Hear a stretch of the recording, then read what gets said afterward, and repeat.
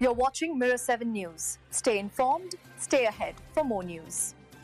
So here's what's going on right now with Senator Mark Kelly, and it's turning into a major political flashpoint in Washington. The U.S. Navy has delivered a report to Defense Secretary Pete Hegseth outlining potential punishments for Kelly after he appeared in a video reminding U.S. service members that they must refuse illegal orders.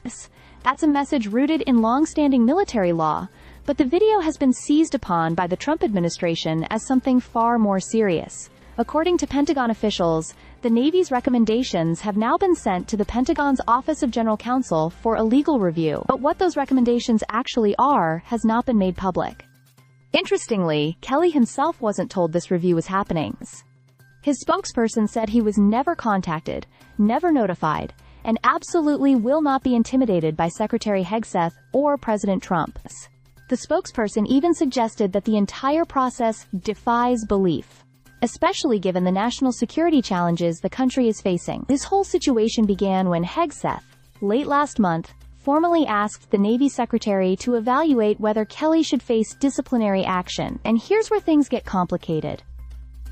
Kelly is a retired Navy captain, meaning he technically still falls under the Uniform Code of Military Justice. That opens the door, at least legally, for him to be recalled to active duty and court-martialed. But legal experts also say doing something that extreme over a political video would be unprecedented. The video itself didn't mention any specific orders that might be illegal, but it did warn that threats to the Constitution can come from within the country. Several Democrats in the clip urged troops to refuse unlawful commands. Meanwhile, Republicans and Democrats in Congress have both raised questions recently about legally questionable military actions, such as strikes on suspected drug trafficking boats in the Caribbean and the deployment of active duty troops to U.S. cities. Despite the Trump administration's push for consequences, not everyone on the right is on board. Senator Roger Wicker, a Republican who chairs the Senate Armed Services Committee, bluntly said it was not appropriate for the military to punish Kelly. Democrats on the Armed Services Committee have also jumped in, sending a letter to the Navy calling the review baseless, political, and a threat to the separation of powers.